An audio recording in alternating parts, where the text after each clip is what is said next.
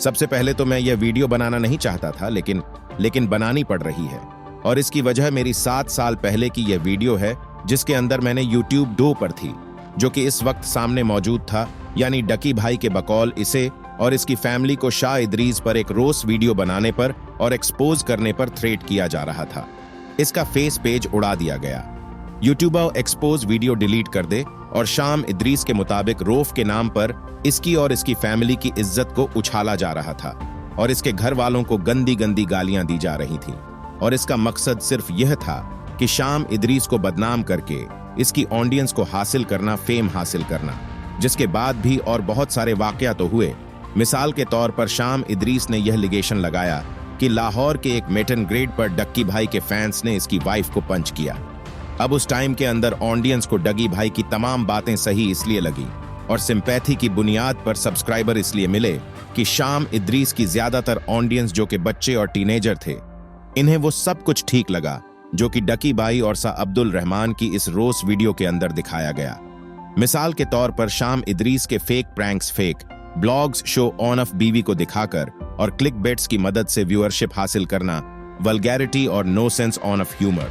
लेकिन आज 7 साल के बाद जब यह बच्चे थोड़ा सा यंग और मैच्योर हुए, तो इनको अंदाजा हुआ कि जिन चीजों को साधुर रहमान ने क्रिटिसाइज करके, रोस्ट करके और यह फेम और ऑडियंस कमाई थी, उन हरकतों से कई गुना ज्यादा व्यात हरकतें तो यह आज खुद कर रहा है। इस बंदे का तो खुद सेंस ऑन ऑफ ह्यूमर बच्चों जितना है और खुद भी बीवी और फैमिली को दिखाकर व्यूअरशिप हासिल कर रहा है।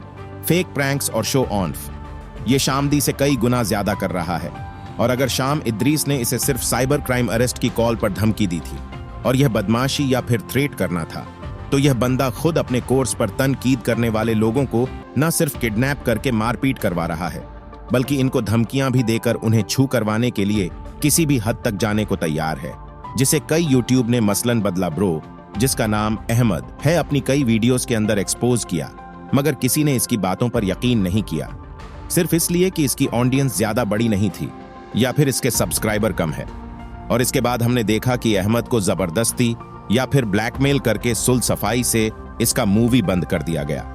और अब हाल ही में एक लड़का जिसका नाम है तला और इसके चैनल का नाम है तला रिव्यूज, जब इस लड़के ने इनके कोर्स को बुरी तरह से एक्सपोज किया और इन्हीं पॉइंट्स के साथ कि ये लोगों को पागल बना आकर बस लूटना चाहते हैं और इनका मकसद सिर्फ इनसे प्रॉफिट कमाना है, लोगों को कुछ सिखाना या फायदा देना इनका मकसद नहीं है।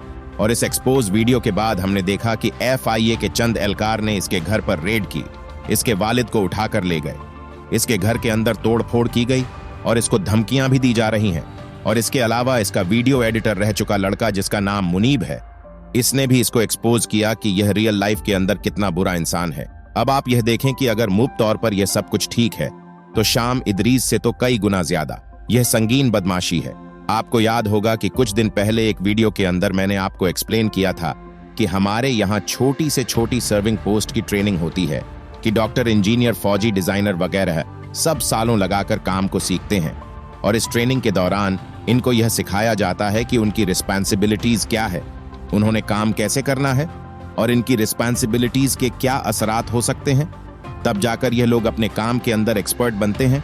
लेकिन एक सोशल मीडिया सेलिब्रिटी इन्फ्लुएंसर्स की कोई ट्रेनिंग नहीं होती।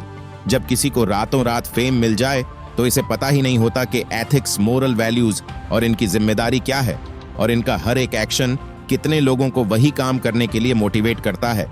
और इसके बाद होता यह है कि एज एक्सपेक्टेड यह तमाम एथिक्स को भूलकर वल्गैरिटी फैलाने लगते हैं, जुए को प्रमोट करने लगते हैं और पैसे को अपना खुदा बना लेते हैं।